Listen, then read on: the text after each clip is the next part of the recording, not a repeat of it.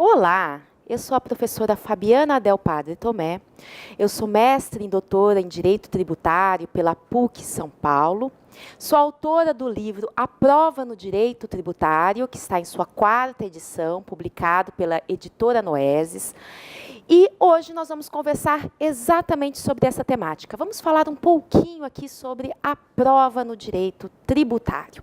É claro que para esse tema nós envolvemos vários aspectos, dentre eles uma noção da teoria geral da prova, para, na sequência, aplicarmos as peculiaridades do direito tributário. Então, uma primeira coisa que nós precisamos sempre ter em mente é que, dentro do direito, dentro da sua realidade jurídica, é preciso que, para um determinado fato, para um determinado elemento do mundo ingressar, ele seja traduzido, isso mesmo, traduzido pela linguagem competente. Vamos imaginar um fato qualquer que aconteça aí no mundo social. Por mais que todas as pessoas acreditem que aquele fato efetivamente aconteceu, ele só vai produzir efeitos no mundo jurídico se for introduzido dentro dos autos, dentro do mundo jurídico, pela linguagem apropriada. E essa linguagem apropriada é a linguagem das provas. Por isso que qualquer ação que você pretenda ingressar, é necessário o quê? É necessário trazer as referências às provas. O que justifica, o que demonstra para um juiz que não teve contato com aquela realidade, que aquele fato efetivamente aconteceu? Seja ele um julgador administrativo, de um tribunal administrativo, estadual, municipal, federal, seja ele um julgador do Poder Judiciário. Nenhum desses julgadores pode dar uma decisão e tomar como acontecido um fato se não houver dentro dos autos os elementos que realmente façam essa conexão entre o mundo em que nós vivemos, o mundo social e o mundo jurídico. Tanto é assim que a Constituição Federal, lá no seu artigo 5º, ela veda a utilização de provas ilicitamente proibidas, ilicitamente produzidas. Então, vejam só, é exatamente isso o que acontece. Não, ainda que algo esteja demonstrado na linguagem das provas, se essa prova não foi regularmente produzida, ela não pode desencadear os efeitos jurídicos. Isso deixa muito claro, portanto, a separação entre o mundo do ser, esse mundo real em que nós vivemos, e o mundo do direito, o mundo do dever ser.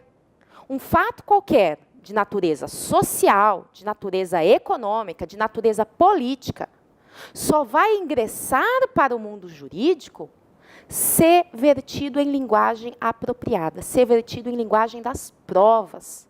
É por isso que a prova assume uma função importante em todas as searas do direito. Mas no direito tributário, ela assume uma importância ainda mais especial. Por quê? Pelo fato de que o lançamento tributário é um ato administrativo. O direito tributário é parte do direito público. Logo, para que se aplique uma norma tributária, a regra matriz de incidência tributária, tão preconizada pelo professor Paulo de Barros Carvalho, é necessário que se faça aquela conexão. Exatamente. Como é que se faz a incidência? Como é que se faz a aplicação de uma norma jurídica tributária? Bom, é preciso que exista a lei, e essa lei, ela traz critérios que são gerais e abstratos. O que significa dizer que ela é geral e abstrata? Abstrato porque ela faz referência a situações passíveis de acontecer, mas que ainda não se concretizaram. E geral, porque ela se destina a todos. Por exemplo, se nós falarmos do ICMS, né? Imposto relativo às operações de circulação de mercadorias. A sua hipótese tributária vai prever exatamente isso, uma hipótese que pode vir a acontecer ou não. Então, se alguém, uma pessoa jurídica, praticar operações relativas à circulação de mercadorias, estará obrigada a efetuar o pagamento do ICMS pela alíquota apropriada. Sobre o quê? Sobre o valor da operação de circulação de mercadorias. Vejam que isso tudo está previsto na legislação. E isso tudo tem um caráter o quê? Abstrato. Como é que faz para nascer a obrigação tributária? É preciso que aconteça aquele fato previsto na legislação. E que nós chamamos, no mundo fenomênico, de evento. Para trabalhar com a teoria das provas, nós fazemos uma distinção entre evento e fato. Essa concepção é encontrada na teoria do professor Tércio Sampaio Ferraz Júnior. E ele dá o seguinte exemplo, para ficar bem claro. César atravessa o Rubicão. A circunstância concreta, física, de César atravessar o Rubicão é o evento. Vejam que isso se esvai no tempo e no espaço. Assim que ele fez, isso desaparece. Só que outras pessoas presenciaram aquilo. Outras pessoas viram aquele acontecimento.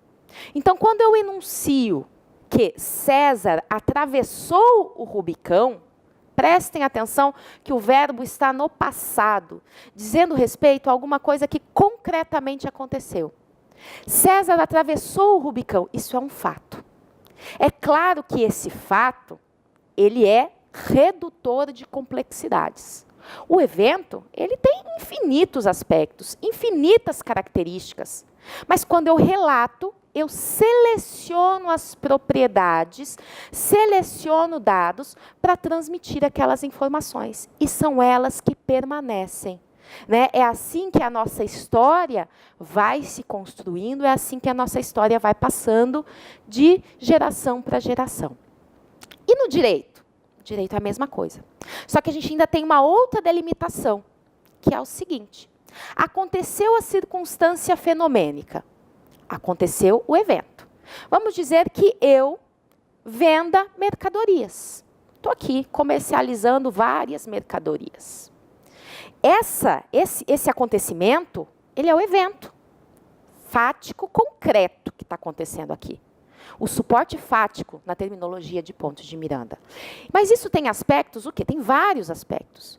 Tem que dia é hoje, que hora é hoje, qual é a nossa negociação, se você vai pechinchar, se não vai pechinchar, que roupa eu estou vestindo, o que eu comi, se eu estou com dor de cabeça ou não. Vejam quantas nuances tem aí envolvidas. Muitas. Mas, no final das contas, o fato que vai ficar é aquilo que for relatado. Que Fabiana vendeu mercadorias. Isso é o relato. Tá? Ele seleciona essas propriedades. Só que esse relato pode se dar na linguagem social, quando alguém comenta para o amigo. Olha, Fabiana está ali vendendo mercadorias. Fabiana vendeu mercadorias. Isso fica na linguagem social. E é um fato social. Mas para que isso produza efeitos de direito, tem que ser traduzido, tem que ser representado por uma linguagem jurídica. E é a legislação que vai dizer quais são os critérios relevantes. Então, quando eu emito a nota fiscal, eu traduzo esse fato. Ali eu não consto, né, o que eu estava vestindo, o que eu havia comido, se nós conversamos e pechinchamos antes nessa negociação. O que consta ali? Ali consta qual é a data, qual é o local, qual é a mercadoria, quem é o vendedor, quem é o comprador e qual é o preço daquela mercadoria. E essa linguagem que está, por exemplo, em uma nota fiscal, ela é uma linguagem jurídica. Por isso, nós podemos dizer que a nota fiscal, eu tenho ali nela uma consolidação de um fato jurídico. Porque ele representa, né, representa no sentido de traduz com essa linguagem jurídica o evento que aconteceu, certo? Vejam que esse fato pode ter uma identidade com o evento, ou não.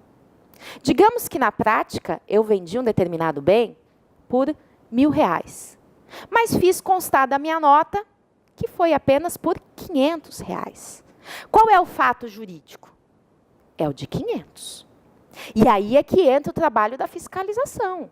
Aí é que entra mais ainda a linguagem das provas. Vejam que lidar com a verdade no direito é lidar com a linguagem convincente. Na medida em que eu, contribuinte, emito uma nota fiscal em que consta que o valor da mercadoria vendida foi de R$500, É isso que entra no mundo jurídico.